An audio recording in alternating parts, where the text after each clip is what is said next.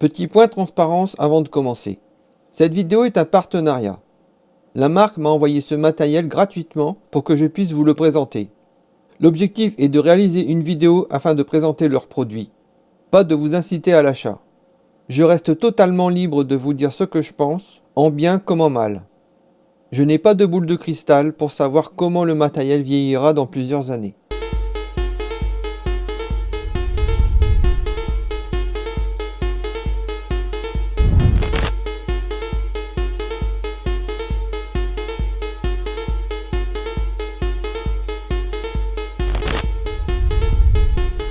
Bonjour à tous et bienvenue dans cette nouvelle vidéo. Aujourd'hui on va s'intéresser à un module que je viens tout juste de recevoir en partenariat, le Dual-FX d'Erika Sins. Vous êtes 85% de non abonnés à regarder mes vidéos et je vous en remercie. Si vous souhaitez aider la chaîne à se développer, n'hésitez pas à vous abonner et à laisser un petit pouce bleu. Surtout laissez un commentaire, l'algorithme adore ça et ça aide vraiment la vidéo à remonter. Ça m'aide énormément pour la suite. C'est un processeur double effet compact qui embarque deux puces Spin FV1. Nous allons l'analyser ensemble pour voir ce qu'il a dans le ventre et comment il peut transformer une source mono en un paysage stéréo beaucoup plus large. On va commencer par faire le tour de l'interface. En haut à gauche, on a un premier bouton qui va gérer le paramètre 1 du FX1. Le bouton juste à côté, en haut à droite, lui va gérer le paramètre 1 du FX2. Pour la ligne du dessous, ce bouton à gauche sert au paramètre 2 du FX1 et celui de droite contrôle le paramètre 2 du FX2. Juste en dessous, on trouve deux autres potentiomètres pour gérer le dry wet. Celui de gauche pour le FX1 et celui de droite pour le FX2. Enfin, tout en bas du module, on a deux rangées de 4 inserts. C'est décomposé de façon symétrique. Sur la rangée du haut, on a les entrées CV in et les sorties out L. Sur la rangée du bas, on retrouve les entrées audio in et la sortie out R. Entrons dans le vif du sujet. Pour les boutons select, on peut naviguer entre 8 effets différents. On va les passer en revue pour voir comment les paramètres sont assignés. On commence par le mono délai. Ici, le paramètre 1 gère le time, le deuxième s'occupe du feedback et on dose le tout avec le dry wet.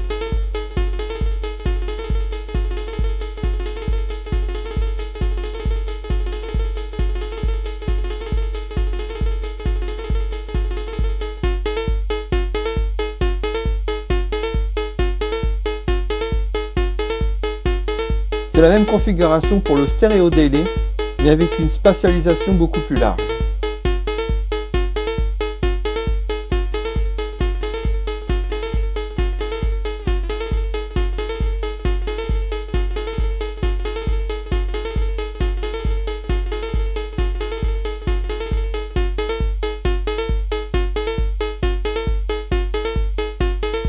Ensuite, on a le high pass délai.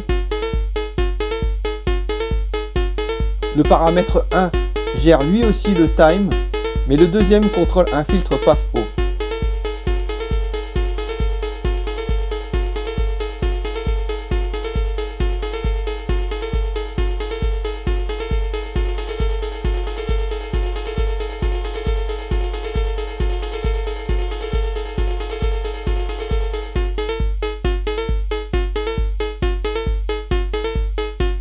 Pour les ambiances, on commence par un big reverb.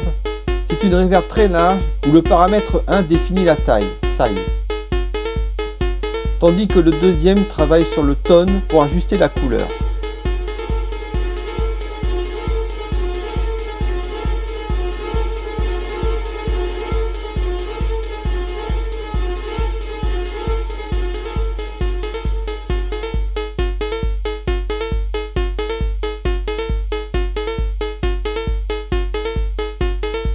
Ensuite, on a le Saturated Reverb. Elle fonctionne sur le même principe avec le réglage de size et de tone. Mais elle apporte une texture beaucoup plus dense et marquée. Parfaite si vous cherchez un rendu moins propre, plus organique.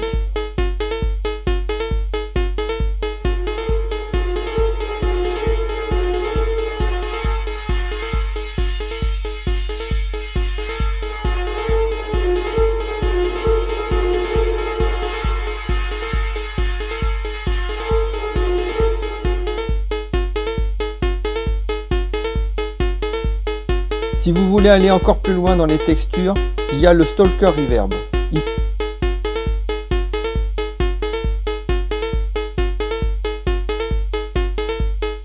Ici, le premier bouton gère le tone et le second le feedback, ce qui permet de créer des résonances qui s'auto-alimentent.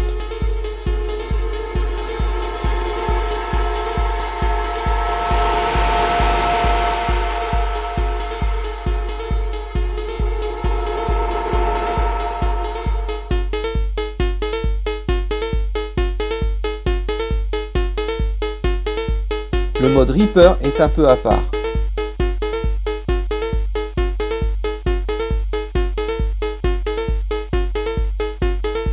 Le paramètre 1 contrôle le beat crush, le deuxième règle le délai. Et ici le bouton Dry Wet sert à doser la saturation. Dry.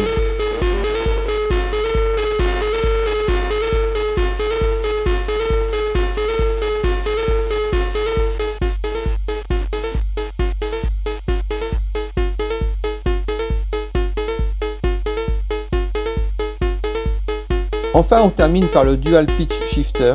C'est assez puissant.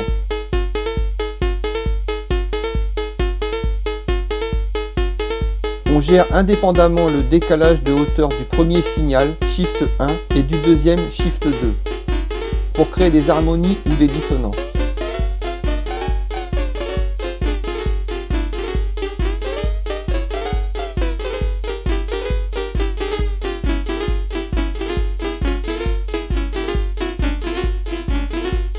Là où ça devient vraiment intéressant pour moduler votre son, c'est avec l'entrée CV In.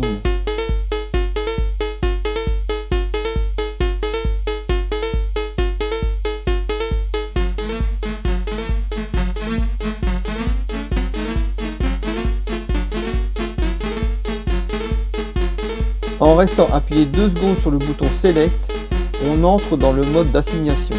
Ce qui est puissant ici, c'est qu'on n'est pas limité par un seul choix. On peut assigner le CV au Dry Wet, au paramètre 2 ou au paramètre 1. On peut même assigner les trois en même temps si on veut une modulation totale des effets avec une seule source externe. C'est aussi idéal pour faire évoluer une texture de manière organique, simplement en patchant un LFO ou une enveloppe. Pour cette démo, j'envoie une séquence mélodique avec le Apax et je vais aussi utiliser un LFO du Apax pour piloter l'entrée CV In du Dual FX.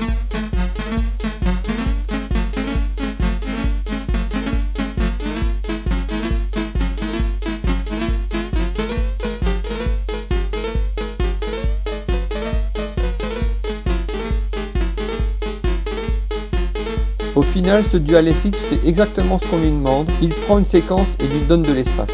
C'est un module efficace et ça s'intègre très bien dans mon rack. Le gros point fort, c'est de pouvoir tout moduler en série. Je tenais à remercier Erika Sings de m'avoir fait confiance pour ce test. Merci d'avoir regardé cette vidéo et à bientôt pour de nouvelles aventures.